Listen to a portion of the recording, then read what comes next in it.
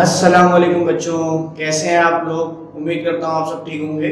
मैं आज आपके पास सामने फिर हाजिर हूँ और आज मैं चैप्टर नंबर 8 की थर्ड पार्ट लेकर आया हूँ, जिसमें मैंने 2 पार्ट्स में अक्सर चैप्टर की चीज़ों को कवर कर दिया था। लास्ट वीडियो में हमने rate law and rate expression को बहुत अच्छी तरीके से कवर कर लिया था। आज का हमारा जो टॉपिक है वो बड़ा ही अहम टॉपिक है। टाइटल में आप लोगों ने देख ही लिया होगा, बाकी मैंने बोर्ड पर भी यहाँ लिखा है। इस टॉपिक के अंदर आज जो हम बेसिक्स करेंगे, इन बेसिक्स की वजह से ही हम रेट लॉ के इफेक्ट्स को और रेट लॉ पर जो चीज़ें असरअंदाज होती हैं उनको भी समझ पाएंगे। तो सबसे पहला काम हमारा क्या होगा, सबसे पहले हम आज इन energy, activation energy, threshold energy और इंटरनल एनर्जी के टॉपिक को कवर करेंगे और फिर साथ साथ मैं आपको रेट लॉ के डिपेंडेंस बताऊंगा कि रेट लॉ और रेट एक्सप्रेशन पर क्या चीज़ें इन्फ्लुएंस करती हैं और क्या चीज़ उस पर इफेक्ट डालती हैं। तो चलिए शुरू करते हैं अपनी वीडियो को।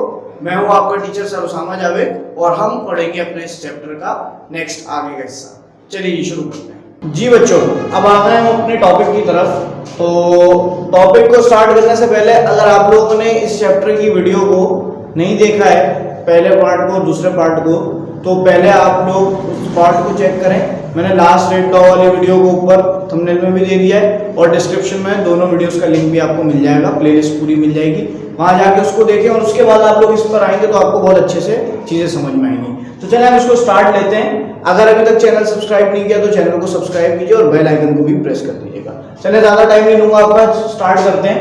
Internal energy, threshold energy and activation energy का कॉन्सेप्ट मैंने यहाँ पर लिखा है। अच्छा, अब ये चीजें हैं क्या, ये इतनी अहमियत क्यों रखती हैं, मैं आपको बताता हूं। आप केमिकल रिएक्शंस को पढ़ रहे हैं, स्पीड की बात कर रहे हैं, तो केमिकल रिएक्शन में सिंपली क्या होता है, मैंने पहले भी बताया था कि जो रिएक्टेंट्स होते हैं वो कन्वर्ट हो जाते हैं प्रोडक्ट्स के। अब बात ये होती है कि रिएक्टेंट प्रोडक्ट में कन्वर्ट कैसे होता है। तो सर रिएक्टेंट प्रोडक्ट में कन्वर्ट तब होता है जब मॉलिक्यूल्स जो होते हैं दो अलग अलग होमोजीनियस मिक्सचर के अंदर, होमोजीनियस मींस एक जैसा, जब बिल्कुल एक जैसे एनवायरनमेंट में रिएक्टेंट और प्रोडक्ट के रिएक्टेंट, 2, 3 रिएक्टेंट या 4 रिएक्टेंट, जितने भी रिएक्टेंट रिएक्ट कर रहे हैं उनके मॉलिक्यूल्स एक दूसरे से कोलाइड करते हैं, जिसकी वजह से वो इलास्टिक कोलिजन करते हैं। वो जो कोलिजन होते हैं उन कोलिजन से रिएक्टेंट प्रोडक्ट में कन्वर्ट होते हैं। अब सवाल ये पैदा होता है कि सर रिएक्टेंट जो इलास्टिक कोलिजन करते हैं उनमें बहुत सारे रिएक्टेंट के मॉलिक्यूल्स इलास्टिक कोलिजन करते होंगे, तो उनमें से हर एक कोलिजन से क्या प्रोडक्ट के मॉलिक्यूल की फॉर्मेशन होती है? अगर आप ये मुझसे सवाल करेंगे तो मैं कहूंगा बिल्कुल भी नहीं। ऐसा नहीं होता कि तमाम मॉलिक्यूल्स की कोलिजन से तमाम रिएक्टेंट के मॉलिक्यूल्स कोलाइड करने के बाद प्रोडक्ट फॉर्म करते हैं, ऐसा नहीं होता। इसके लिए खास टर्म है जो मैं यहाँ डेफिनेशन में भी मेंशन किया हूं, आपको भी समझ में आ जाएगी, बताता हूं। वो है इफेक्टिव कोल्यूजन। ठीक है, इफेक्टिव कोल्यूजन क्या होता है? जब एक रिएक्टेंट एक खास पर्टिकुलर एनर्जी से किसी दूसरे रिएक्टेंट के मॉलिक्यूल से टकराता है तो उससे खास तरह का कोल्यूजन होता है जिसे इफेक्टिव कोल्यूजन कहते हैं। यानी ऐसा कोल्यूजन जिससे रिएक्टेंट के मॉलिक्यूल टकराने के बाद, कोलाइड करने के बाद प्रोडक्ट के मॉलिक्यूल में कन्वर्ट हो जाते हैं। ऐसे कोल्यूजन को इफेक्टिव कोल्यूजन कहा जाता है। अब हमें समझ में आ गई बात कि सर सिंपल बात ये हो गई कि रिएक्टेंट से प्रोडक्ट में अगर आपको जाना है तो जितने ज्यादा इफेक्टिव कोल्यूजन होंगे उतना प्रोडक्ट ज्यादा बनेगी, क्योंकि कोल्यूजन तो बहुत सारे हो रहे हैं, लेकिन नंबर ऑफ कोल्यूजन्स का ताल्लुक आपकी जो पॉसिबिलिटी से है उसका ताल्लुक होगा, लेकिन इफेक्टिव कोल्यूजन का ताल्लुक ज्यादा होगा, क्योंकि जितने ज्यादा इफेक्टिव कोल्यूजन किसी भी रिएक्टेंट के होंगे उतना ही ज्यादा आपकी प्रोडक्ट की फॉर्मेशन ज्यादा होगी। ठीक है, अब इफेक्टिव कोल्यूजन ज्यादा कैसे होगा, कैसे नहीं होगा, किस पे डिपेंडेंट होता है? अब उसके लिए ये चीजें हैं। अब देखिए, मॉलिक्यूल जो है वो रैंडम मोशन के अंदर है, घूम रहे हैं, यहाँ वहां मूव कर रहे हैं, फ्रीली मूव कर रहे हैं, अपने होमोजेनियस मिक्सचर के अंदर कोलाइड कर रहे हैं। अब उस वक्त कोलिजन के दौरान वो जो कोलाइड कर रहे हैं वो अपनी इंटरनल एनर्जीज के साथ कोलाइड कर रहे हैं, यानी वो जो अब उनकी काइनेटिक एनर्जी होगी मूवमेंट के दौरान, वो जो उनकी स्पेसिफिक एवरेज एनर्जी होगी उसको हम सिंपल इंटरनल एनर्जी कहते थे। मैंने डेफिनेशन लिख दी, कोई इतनी ज्यादा रॉकेट साइंस नहीं है इसकी। The average kinetic energy possessed bye molecule is called average internal energy. यानी वो जो रिएक्टेंट के मॉलिक्यूल्स होंगे जितनी एनर्जी कोलिजन के दौरान पजेस कर रहे हैं वो सारी एवरेज उनकी एनर्जी की रहेगी। अब आती है बात थ्रेशोल्ड एनर्जी की, जो थोड़ी सी नई चीज मैंने यहाँ लिख दी है। जो आपको थोड़ा सा कंफ्यूज कर रही होगी। Threshold energy, what is threshold energy? अब ये जो एनर्जी होती है ये वो एनर्जी है जो कि मिनिमम एनर्जी होती है, वो मिनिमम अमाउंट एनर्जी की जो कोलाइडिंग मॉलिक्यूल्स पजेस करते हैं, यानी जो मॉलिक्यूल कोलाइड कर रहे हैं वो ऐसी एनर्जी पजेस करें जिससे इफेक्टिव कोल्यूजन हो। मैंने क्या बताया, हर मॉलिक्यूल ऐसा नहीं करेगा। समझ आया? नहीं आया? नहीं आया, मुझे लग रहा है नहीं आया कोई समझ। चले बताता हूं, दोबारा बताता हूं, गौर से सुनिएगा। इफेक्टिव कोल्यूजन आपके हर मॉलिक्यूल नहीं कर रहे, वो मॉलिक्यूल करेंगे जो रिएक्टेंट से प्रोडक्ट में जाएंगे। अब वो कब होगा? वो तब होगा जब थ्रेशोल्ड एनर्जी एक ऐसी एनर्जी है जितनी एनर्जी पर पहुंचने पर रिएक्टेंट के मॉलिक्यूल जब थ्रेशोल्ड एनर्जी तक पहुंच जाएंगे या थ्रेशोल्ड एनर्जी तक आ जाएंगे, उसके आसपास आ जाएंगे, तो समझ लो वो अब क्या करेंगे, इफेक्टिव कोल्यूजन करेंगे। बात समझ में आ रही है? तो यानी वो एनर्जी का समझ लो कि स्केल एक पॉइंट है जिस पॉइंट के ऊपर जाकर क्या होगा, आपकी इंटरनल एनर्जी, गैस मॉलिक्यूल्स की जो रिएक्टेंट्स मॉलिक्यूल्स की जो इंटरनल एनर्जी है, जब वो उस थ्रेशोल्ड एनर्जी तक पहुंचेगी तब वो रिएक्टेंट जिस रिएक्टेंट के जिस मॉलिक्यूल की एनर्जी उस थ्रेशोल्ड एनर्जी तक पहुंच जाएगी वो इफेक्टिव कोल्यूजन करेगा, और जिसकी एनर्जी वहां तक नहीं पहुंच पाएगी वो इफेक्टिव कोल्यूजन नहीं कर पाएगा। यानी वो जो रिएक्टेंट प्रोडक्ट में बनाने के रिएक्टेंट के मॉलिक्यूल प्रोडक्ट में कन्वर्ट होने के बजाय बाउंस बैक हो जाएंगे, वापस आ जाएंगे, रिएक्टेंट ही रहेंगे। ठीक है, जैसे ही उनकी एनर्जी कहां पहुंच जाएगी, थ्रेशोल्ड एनर्जी के बराबर हो जाएगी, अब वो करेंगे क्या चीज करेंगे, अब वो करेंगे इफेक्टिव कोल्यूजन, यानी प्रोडक्ट में कन्वर्ट होंगे। बात अच्छे से समझ आई होगी। ठीक है, अब आगे एक नया सवाल कि sir internal energy gas molecule अपने कोल्यूजन से पैदा कर रहे हैं, थ्रेशोल्ड एनर्जी वो एनर्जी है जो कि हमने समझ लो स्केल पे सेट कर ली, जब वो एनर्जी के इक्वल होगा तब जाके गैस मॉलिक्यूल क्या करेंगे, आपके इफेक्टिव कोल्यूजन करेंगे। तो सर थ्रेशोल्ड एनर्जी तक हम कैसे पहुंच पाएंगे मॉलिक्यूल्स को लेके? कोल्यूजन से तो इंटरनल एनर्जी बढ़ती रहेगी, तो वो कौन सी एनर्जी होगी जो हमें थ्रेशोल्ड एनर्जी तक पहुंचाएगी और इफेक्टिव कोल्यूजन होंगे? तो बहुत सिंपल सी बात है, उसे कहेंगे एक्टिवेशन एनर्जी, यानी वो मैक्सिमम अमाउंट ऑफ एनर्जी जो कि चाहिए होती है मॉलिक्यूल्स को, रिएक्टेंट्स के वो अपनी इंटरनल एनर्जी से बढ़कर थ्रेशोल्ड एनर्जी तक पहुंच जाए। वो जो फर्क आ रहा है, जैसे कि समझ लो 5 जूल्स थ्रेशोल्ड एनर्जी है कि मॉलिक्यूल जो होंगे वो प्रोडक्ट में कन्वर्ट हो जाएंगे। 5 जूल की थ्रेशोल्ड एनर्जी है कि मॉलिक्यूल जो है वो प्रोडक्ट में कन्वर्ट हो जाएंगे, लेकिन इंटरनल एनर्जी उस दौरान 2 जूल्स की है मॉलिक्यूल्स की। तो कितना फर्क आया, 5 और ये 2, यानी 3 जूल्स का फर्क है अभी एनर्जी में। 3 जूल्स की एनर्जी और चाहिए तो ये जाएगा वहां तक। तो वो जो 3 जूल की और एनर्जी प्रोवाइड की जाएगी इफेक्टिव कोल्यूजन करने के लिए, वो एनर्जी कहलाएगी एक्टिवेशन एनर्जी। आगे ना आसानी से सब समझ में, बहुत क्लियर चीज थी। डेफिनेशन दोबारा देखो, क्या लिखा है, the maximum energy required for a collision to be effective is called activation energy. क्या मुश्किल था, सब आसान था, यूं हो गया।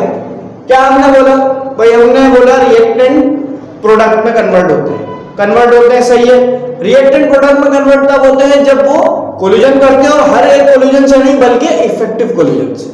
तो हमने कहा जो मॉलिक्यूल अपने कोल्यूजन से एनर्जी, अपनी काइनेटिक एनर्जी पजेस करते हैं उसे क्या कहते हैं, एवरेज इंटरनल एनर्जी कहते हैं।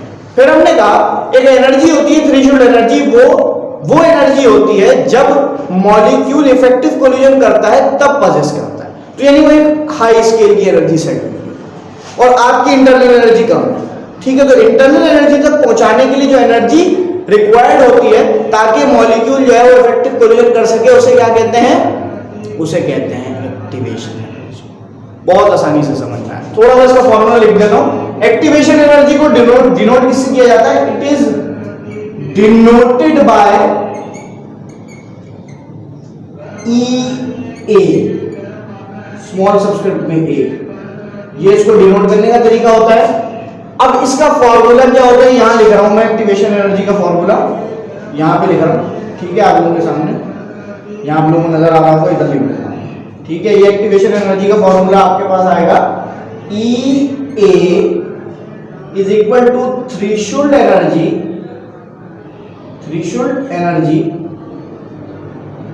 माइनस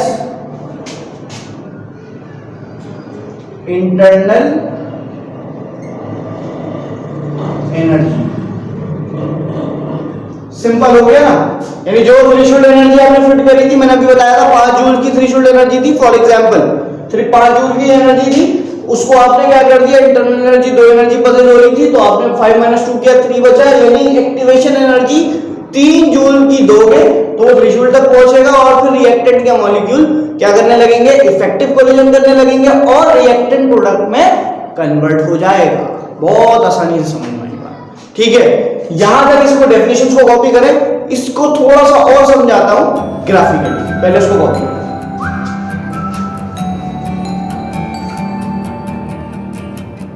कॉपी कर लिया आप लोगों ने।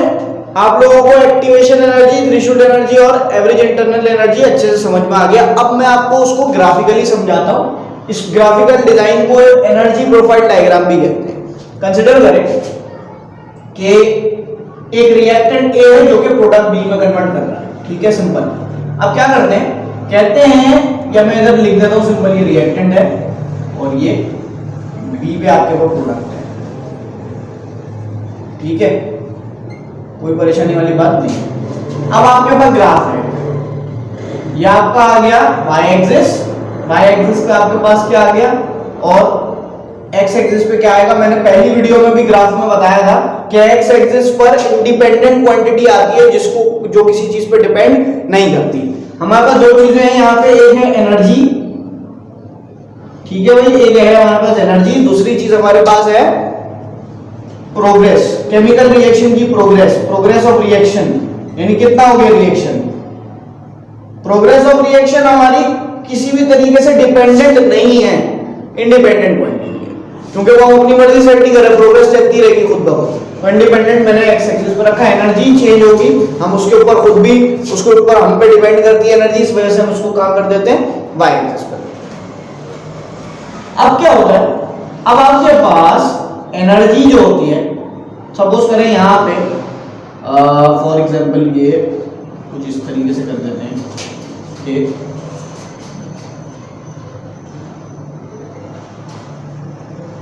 सपोज करें रिएक्टेंट कहीं यहां लाएगा, रिएक्टेंट सपोज करें यहां लाएगा और कोई प्रोडक्ट कम से कम ऐसे कर देते हैं, थोड़ा सा मैं इसको नीचे बना देता हूँ, थोड़ा इजी हो जाएगा। ये रिएक्टेंट में यहाँ लाए कर देता हूँ और ये कोई प्रोडक्ट इधर लाए कर देगा, थोड़ी इधर कहीं लाए कर देगा, प्रोडक्ट यहाँ लाए। ठीक है, अब देखिए अब क्या होगा, कुछ यूं होगा।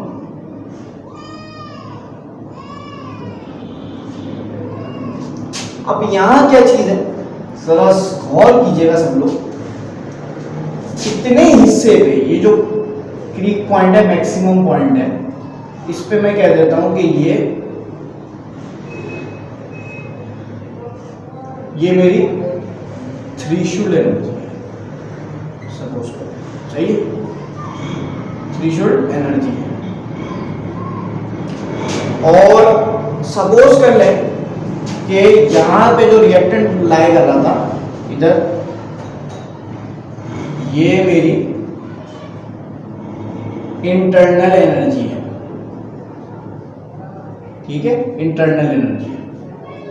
मैंने क्या बताया था अभी आपको थोड़ी देर पहले कि रिएक्टेंट प्रोडक्ट में तब कन्वर्ट होता है जब इफेक्टिव कोलिजन होते हैं, और इफेक्टिव कोलिजन कब होते हैं, जब इंटरनल एनर्जी बढ़कर थ्रेशोल्ड एनर्जी बनती है, और थ्रेशोल्ड एनर्जी बनने के बाद वो जो एनर्जी प्रेजेंस करती है उससे इफेक्टिव कोलिजन होता है और रिएक्टेंट प्रोडक्ट में कन्वर्ट होता है। तो यहां गौर से देखें, इंटरनल एनर्जी थ्रेशोल्ड एनर्जी तक नहीं पहुंच पा रही थी, इसको उसमें किसने पहुंचाया, अभी हमने पढ़ा था। यहां पे कौन सी एनर्जी पहुंचाएगी इसको, एक्टिवेशन एनर्जी, एक्टिवेशन एनर्जी।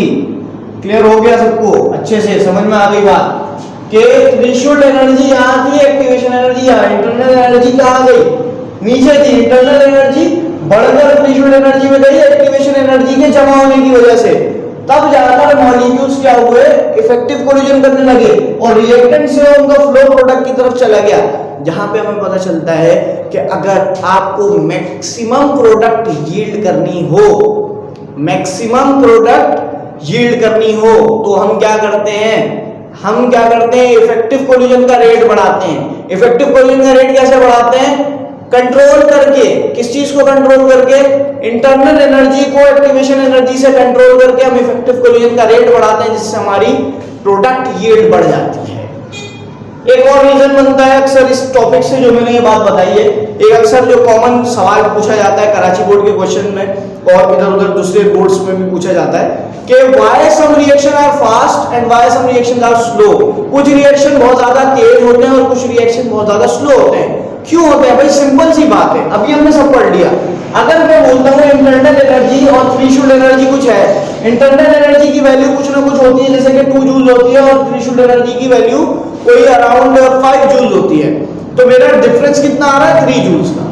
लेकिन अगर मैं कहता हूँ मेरी इंटरनल एनर्जी 2 किलो जूल्स है और थ्रेशोल्ड एनर्जी जो है वो मेरी 3 किलो जूल्स है, तो अब बताओ अब कितना फर्क आया, अब फर्क आया सिर्फ 1 जूल का, पहले फर्क था 3 जूल का। तो मतलब ये होता है कि ये जो फर्क आ रहा है ये क्या थी, एक्टिवेशन एनर्जी। जितनी कम एक्टिवेशन एनर्जी प्रोवाइड करोगे, जितनी कम एक्टिवेशन एनर्जी प्रोवाइड करोगे, रिएक्शन उतना फास्ट होगा।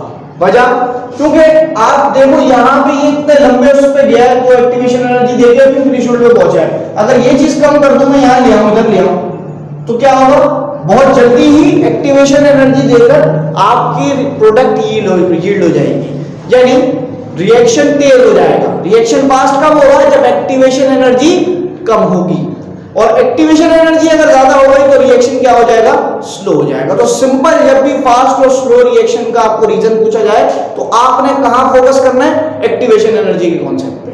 क्या होगा, एक्टिवेशन एनर्जी अगर ज्यादा हो गई तो वो रिएक्शन को स्लो कर देती है, और एक्टिवेशन एनर्जी अगर कम हुई तो वो रिएक्शन को ही फास्ट बनाती है।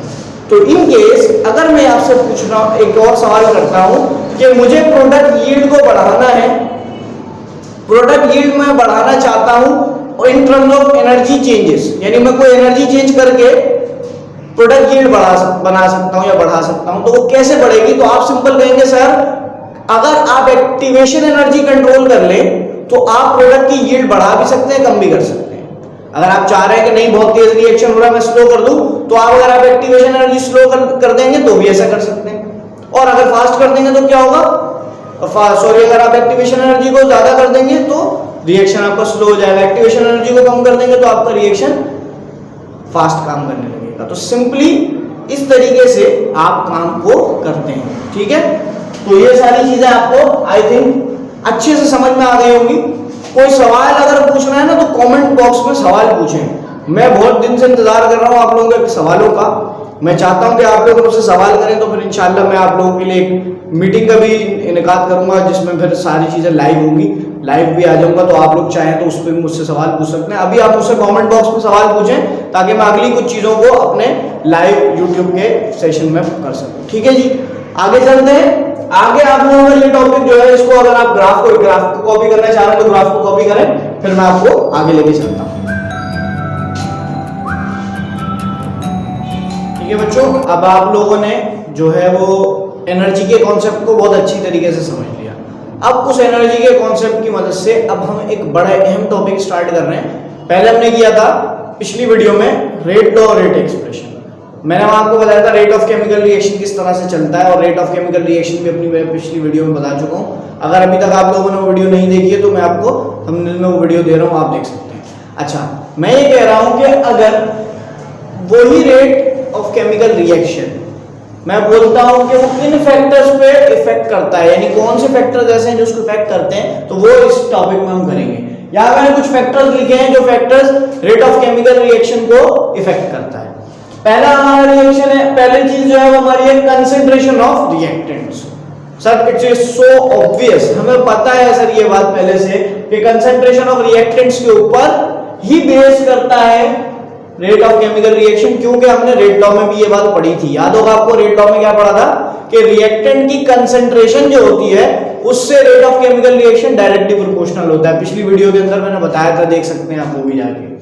ठीक है, तो उसमें अगर हम देखते हैं तो सिंपली समझ में आता है कंसंट्रेशन ऑफ रिएक्टेंट्स की वजह से, इस तरह से कंसंट्रेशन ऑफ रिएक्टेंट्स को बढ़ाने से रेट ऑफ केमिकल रिएक्शन बढ़ जाता है, कम करने से कम हो जाता है। लेकिन ऐसा किस वजह से होता है एनर्जी के अकॉर्डिंग, तो हम देखते हैं। अभी हमने पढ़ी है बात, समझ लो ये कंटेनर में एक मॉलिक्यूल है और ये दूसरा मॉलिक्यूल है। ठीक है, ये इस पे क्या कर रहा है, टकरा रहा है, कोलाइड कर रहा है। ठीक है, लेकिन अगर मैं क्या करूं, कंसंट्रेशन इसकी कम रखता हूं, फिर मैं दूसरा कंटेनर लेता हूं, उसमें कंसंट्रेशन में बढ़ा देता हूं। कंसंट्रेशन बढ़ाने से क्या होगा, कंसंट्रेशन बढ़ाने से कुछ ये होगा कि कंटेनर के अंदर जो ये कोलिजन होंगे, ये नंबर ऑफ कोलिजन बढ़ जाएंगे। नंबर ऑफ कोलिजन बढ़ जाएंगे, यानी नंबर ऑफ कोलिजन बढ़ने का मतलब है नंबर ऑफ इफेक्टिव कोलिजन की पॉसिबिलिटी बढ़ जाएगी। नंबर ऑफ इफेक्टिव कोलिजन की पॉसिबिलिटी बढ़ने का मतलब है रिएक्टेंट उतना ही ज्यादा प्रोडक्ट में कन्वर्ट होगा। Means concentration of reactant rate of chemical reaction को फास्ट कर देगा। सिंपल। ठीक है, इसमें ज्यादा कोई बात नहीं थी, क्योंकि हमने पिछली वीडियोस में इसके बारे में बहुत बात की। अब आते हैं नेचर ऑफ रिएक्टेंट पे। ये थोड़ी सी कुछ ऐसी चीज है सर जो हमें थोड़ी सी नई लग रही है, ये हमने इतना ज्यादा डिटेल में नहीं करा। नहीं सर करा है, लेकिन मैं फिर उसको दोबारा बता देते हैं, भूल गए, हो जाता है। चलिए मैं बता देता हूं nature of reactant. Nature of reactant से क्या फर्क पड़ता है, देखिए मैं एक रिएक्शन की एग्जांपल लेता हूं, उससे शायद आपको समझ में आए। मैं क्या करता हूं, कार्बन मोनोऑक्साइड की ऑक्सीडेशन कर देता हूं तो मुझे मिलती है कार्बन डाइऑक्साइड, और मैं कर देता हूं नाइट्रोजन ऑक्साइड की, नाइट्रोजन मोनोऑक्साइड की ऑक्सीजन गैस यानी ऑक्सीडेशन कर देता हूं तो मुझे मिल जाएगा, बैलेंस भी कर दूं इक्वेशन साथ साथ, NO2 नाइट्रोजन डाइऑक्साइड। देखने में तो ये सेम सी चीज लग रही है, लेकिन ऐसा नहीं है कि ये सेम है, इनके रेट्स में फर्क है। क्या फर्क है इनके रेट्स के अंदर, इनके रेट्स में ये फर्क है कि ये जो कार्बन डाइऑक्साइड वाला रिएक्शन है ये थोड़ा स्लो रिएक्शन है, और ये जो है ये थोड़ा सा फास्ट रिएक्शन है। ठीक है, थोड़ा सा ये रिएक्शन क्या है, थोड़ा सा ये स्लो रिएक्शन है और ये थोड़ा सा फास्ट रिएक्शन है। अब ऐसा क्यों हो रहा है, देखिए होता ही है, हमने बताया था रिएक्शन फास्ट कब होगा और स्लो कब होगा, अभी पीछे ही बताया था कि एक्टिवेशन एनर्जी जितनी कम होगी उतना ही रिएक्शन फास्ट होगा, जितनी एक्टिवेशन एनर्जी ज्यादा होगी उतना ही रिएक्शन स्लो होगा। तो बात कुछ ये है कि जब रिएक्टेंट को आप चेंज करते हैं तो हर रिएक्टेंट अपनी मॉलिक्यूलर अरेंजमेंट रखता है, अपनी मॉलिक्यूलर अरेंजमेंट के हिसाब से उसकी एक्टिवेशन एनर्जी भी अब उसी हिसाब से होती है। तो अगर हम यहां देखें तो हमें एक्टिवेशन एनर्जी जो है, जैसे मैं आपको एग्जांपल देता हूं, ये ग्राफ देख लेते हैं, ग्राफ से शायद समझ में आ जाए, वही वाला ग्राफ है, ये एनर्जी आ गई यहाँ पे इसकी प्रोग्रेस चल रही है इस तरफ। सिंपल क्या किया मैंने, वही आपको दोबारा ड्रॉ करके दिखा रहा हूं कि यहाँ पे क्या है, रिएक्टेंट वहीं से स्टार्ट हुए गए, लेकिन फर्क क्या आ रहा है देखेंगे आप, तो मैंने नंबर 1 थ्रेशोल्ड एनर्जी जो लिखी है पहले रिएक्शन की वो ऊपर लिखी है, दूसरे की नीचे लिखी है। हुआ ये कि जब आप यहाँ देखते हैं तो आपको 2 वाले रिएक्शन के अंदर एक्टिवेशन एनर्जी कम इस्तेमाल होती हुई नजर आएगी। ये देखिए नंबर 2 के अंदर आपको ये देखें एक्टिवेशन एनर्जी कम नजर आ रही है, और थ्रेशोल्ड 1 जो है जैसे पहला रिएक्शन जो है उसके अंदर आपको एक्टिवेशन एनर्जी ज्यादा नजर आ रही है। जिसका मतलब ये है कि ये रिएक्शन जो है फास्ट है, ये रिएक्शन स्लो है।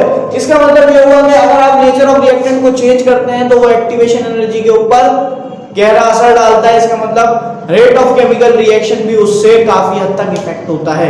जैसा सैंपल होगा, जैसा रिएक्टेंट होगा, उसी हिसाब से उसकी स्पीड बेस करेगी। ठीक है, नेक्स्ट हमारा है टेम्परेचर। ठीक है, इसको अगर चाह रहे हैं तो कॉपी कर लें, मैं इसको फिर रेस करता हूं, आगे वाले टॉपिक को देखते हैं। ठीक है, तो अब आपके पास है सेकंड पार्ट है टेम्परेचर। टेम्परेचर में क्या है, टेम्परेचर में बहुत अहम पॉइंट है, गौर से सुनिएगा सब लोग। एट एवरी 10 डिग्री सेल्सियस, जब आप एक 10 डिग्री सेल्सियस के यूनिट पर या 10 डिग्री केल्विन के यूनिट पर आप टेम्परेचर का इंक्रीमेंट करते हैं, टेम्परेचर इंक्रीजेस, यानी टेम्परेचर का इंक्रीमेंट आप डालते हैं तो क्या होता है, टेम्परेचर के इंक्रीमेंट से आपके मॉलिक्यूल्स के दरमियान में मोशन इंक्रीज होता है, उनकी काइनेटिक एनर्जी बढ़ जाती है। काइनेटिक एनर्जी बढ़ने की वजह से होता यह है कि उनके दरमियान में कोलिजन्स बढ़ते हैं। नंबर ऑफ कोलिजन्स बढ़ते हैं तो इसका मतलब पॉसिबिलिटी ज्यादा हो जाती है इफेक्टिव कोलिजन्स की। तो जब इफेक्टिव कोलिजन की पॉसिबिलिटी बढ़ती है तो आपका रिएक्शन क्या होना शुरू हो जाता है, फास्ट होना शुरू हो जाता है। इनडायरेक्टली एक्टिवेशन एनर्जी की आपको अमाउंट कम चाहिए होती है थ्रेशोल्ड एनर्जी तक पहुंचने के लिए। इसी वजह से आपके हर 10 डिग्री सेल्सियस टेम्परेचर बढ़ाने से क्या होता है, रिएक्शन की स्पीड बढ़ जाती है। यानी अगर आप रिएक्शन स्लो करना चाहते हैं तो आपको उसको कम टेम्परेचर पे करना पड़ेगा, वरना वो रिएक्शन अगर आपने हाई टेम्परेचर पे किया तो वो बहुत फास्टली रिएक्शन हो जाएगा। ठीक है, इंक्रीमेंट क्या कर रहा है, 10 डिग्री सेल्सियस तक का इंक्रीमेंट उसकी जो नंबर ऑफ कोलिजन है उसको बढ़ाता है, जिसकी वजह से इफेक्टिव कोलिजन की पॉसिबिलिटी बढ़ती है और जिसकी वजह से एक्टिवेशन एनर्जी की रिक्वायरमेंट कम होती है और क्या होता है, आपका रिएक्शन फास्ट हो जाता है। सिंपल। इसके लिए एक ग्राफिकल रिप्रेजेंटेशन अगर देखना चाहें तो देख सकते हैं। ये आपके पास आ गई फ्रैक्शनल पार्ट्स, जो कि यानी फ्रैक्शनल मॉलिक्यूल ना, फ्रैक्शनल लिख रहा हूं मैं, फ्रैक्शन मॉलिक्यूल्स की जो फ्रैक्शन है वो बढ़ जाती है, यानी मॉलिक्यूल्स का जो कोलिजन्स है वो बढ़ जाते हैं। तो क्या होता है, ये जो काइनेटिक एनर्जी वाला पार्ट है इसमें आपको नजर आएगा कि यहां से ये शुरू होते हैं ऐसे करके, ये यूं जाता है और दूसरा पार्ट ऐसे ही शुरू होता है और यूं ही आ जाता है यहाँ पे। ठीक है, तो यहां पे आपको जो फर्क नजर आता है इधर वाले हिस्से पे, ये जो ये इतना डिफरेंस नजर आ रहा है, ये वाला, इसको मैं यूं इधर से ऐसे मार्क कर देता हूं। ये जो शेडेड एरिया है, ये वाला इतना हिस्सा, यहाँ पे जो आपने प्रोवाइड की है ये सारी थ्रेशोल्ड एनर्जी का हिस्सा है। इसमें क्या समझ में आ रहा है कि ये थ्रेशोल्ड एनर्जी जो होती है वो रिड्यूस्ड फॉर्म में नजर आ रही है, फ्रैक्शन ऑफ मॉलिक्यूल बढ़ रहे हैं, थ्रेशोल्ड एनर्जी कम हो रही है। इसका मतलब क्या हो रहा है, इसका मतलब रिएक्शन उतना ही ज्यादा फास्ट है। आपने यहाँ देखा होगा, इसको मैं थोड़ा सही कर लेता हूँ, ये यूं है कुछ इस तरीके से, सॉरी। और यहाँ पे आप देखेंगे तो ये आपका रिएक्शन थोड़ा सा बाहर की तरफ जा रहा है।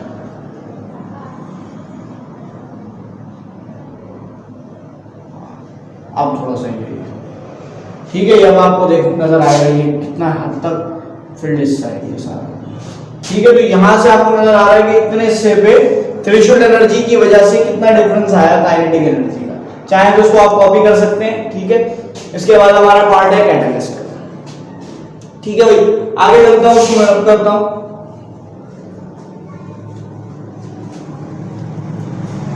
अब आपका जो वर्ड है वो है कैटलिस्ट। कैटलिस्ट क्या होता है भाई, catalyst, what is catalyst? Catalyst होता है द सब्सटेंस। कैटलिस्ट क्या है? कैटलिस्ट होता है the substance which alter chemical reaction is called catalyst. नहीं आया सर, समझ में कुछ भी नहीं आया भाई, नहीं आया। अब देखिए कैसे मैं आपको फील कराता हूं, मजा आएगा, समझ में आएगा। और सुनिएगा, समझें। एक छोटी सी कहानी सुनाता हूं, उससे समझ में आएगा। एक टीचर है, ठीक है, वो रिसेस टाइम से, उनका पीरियड होता है रिसेस टाइम के बाद, उनका यूनिट होता है रिसेस टाइम के बाद। बच्चों ने रिसेस टाइम में अपने रिसेस करने के बाद बहुत सारा कचरा जो है वो फैला दिया है क्लासरूम के अंदर। जब वो क्लासरूम में इतना ज्यादा कचरा फैला दिया है तो होता क्या है, टीचर जो है वो जैसे ही अपने नेक्स्ट रिसेस के बाद वाले पीरियड में आते हैं, उनको क्लास में क्या मिलता है, बहुत सारा कचरा मिलता है। और वो देखकर ये गुस्से में आ जाते हैं और बच्चों को कहते हैं कि आप लोगों को शर्म आनी चाहिए कि आप लोगों ने यहाँ सब कचरा फैला दिया है, तो आप लोग फटाफट इसकी सफाई करें। जैसे ही वो ये कहते हैं, जो टीचर की ये बात सुनते ही बच्चे जो है वो अजीब फील करते हैं कि हम जो है वो इतने बेहतरीन लोग, साफ सुथरे बच्चे, ये हम कचरा उठाने का काम करेंगे। उनके जहन में ऐसी बात आती है। जब उनके जहन में ऐसी बात आती है तो टीचर जो है वो क्या करते हैं, उनको नजर आता है कि कोई उनकी बात नहीं सुन रहा, तो टीचर क्या करते हैं, खुद झुककर सामान उठाने की कोशिश करते हैं, कचरा उठाने की कोशिश करते हैं। अभी उन्होंने एक रैपर भी उठाया नहीं है, बल्कि सिर्फ हाथ ही रखा है रैपर पे, कि बाकी 4-5 बच्चों को वहां गैरत आ जाती है, शर्म आ जाती है कि भाई हमारे उस्ताद काम कर रहे हैं। वो फटाफट से वो बच्चे उठते हैं और सारा कचरा उठा के क्लास को साफ कर देते हैं। तो कहानी हमारी खत्म। इतनी सी छोटी सी कहानी थी। अब इस कहानी से सीख क्या मिली, गौर से सुनिएगा। इस कहानी में टीचर का काम था कैटलिस्ट का, ठीक है, कैटलिस्ट का काम। बच्चों का काम था रिएक्टेंट्स का काम। प्रोडक्ट क्या थी, कचरा साफ करना। तो कैटलिस्ट क्या था, सराय ग्लास में एक रैपर नहीं उठाया, कुछ भी नहीं किया, उठाने की कोशिश करने लगे, एक चीज भी नहीं उठाई। काम किसने किया, रिएक्टेंट ने, जो कि उससे पहले काम कर ही नहीं रहे थे। सर के आने से पहले ऐसा कुछ करने का सोचा भी नहीं था, लेकिन सर को देखकर उन्होंने ऐसा काम किया। इसका मतलब कैटलिस्ट क्या है, जो कि रिएक्शन को या तो तेज कर देता है या तो स्लो कर देता है, लेकिन खुद उसमें कंज्यूम नहीं होता। क्या लिखा है, the substance which alter chemical reaction but never consume it, ये भी कह सकते हैं आप, is called catalyst. Positive catalyst कौन सा होगा, वो कैटलिस्ट जिससे जो कि फास्ट करता है रिएक्शन को। कैसे फास्ट करेगा, एक्टिवेशन एनर्जी को स्लो डाउन कर देगा खुद अपनी प्रेजेंस की वजह से, जिसकी वजह से रिएक्शन फास्ट हो जाएगा। स्लो रिएक्शन वाला जो है नेगेटिव कैटलिस्ट, वो क्या करेगा, एक्टिवेशन एनर्जी को बढ़ा देगा अपनी प्रेजेंस से, इसकी वजह से क्या होगा, रिएक्शन स्लो हो जाएगा। बहुत सिंपल सी बात, क्लियर हो गया। Last but not the least, radiation या लाइट सेंसिटिविटी। रेडिएशन क्या है, लाइट सेंसिटिविटी क्या है। रेडिएशन तो पढ़ते ही आ रहे हैं, रेडिएशन क्या, लाइट की बात कर लेते हैं, लाइट, ठीक है। बहुत से रिएक्शन हमने सुना है, कौन से होते हैं, लाइट सेंसिटिव होते हैं, जिनको सनलाइट में रखने से वो रिएक्शन कर जाते हैं, ठीक है। यूवी लाइट में रखने से, अल्ट्रावायलेट रेडिएशन के सामने रखने से वो रिएक्ट कर जाते हैं। फॉर एग्जाम्पल, आपने एक रिएक्शन बहुत पढ़ा है, हेलोजिनेशन ऑफ मीथेन, पढ़ते हैं ऑर्गेनिक केमिस्ट्री के अंदर। तो उसमें आपने देखा होगा कि वहां पर क्या होता है, यूवी लाइट या सनलाइट में वो रिएक्शन किया जाता है, वो लाइट सेंसिटिव होता है। ऐसे रिएक्शन जिनमें रेडिएशन इफेक्टेड होती है, ऐसे रेट ऑफ केमिकल रिएक्शन के अंदर अक्सर और बेशतर ऑर्डर जीरो ऑर्डर पाया जाता है। मैंने जब ऑर्डर वाला अपने लास्ट वीडियो में बताया था, मैं आपको बताया था कि ऑर्डर कितने होते हैं, 1 2 3, और उसमें कहा था एक चौथा ऑर्डर भी होता है, जीरो ऑर्डर।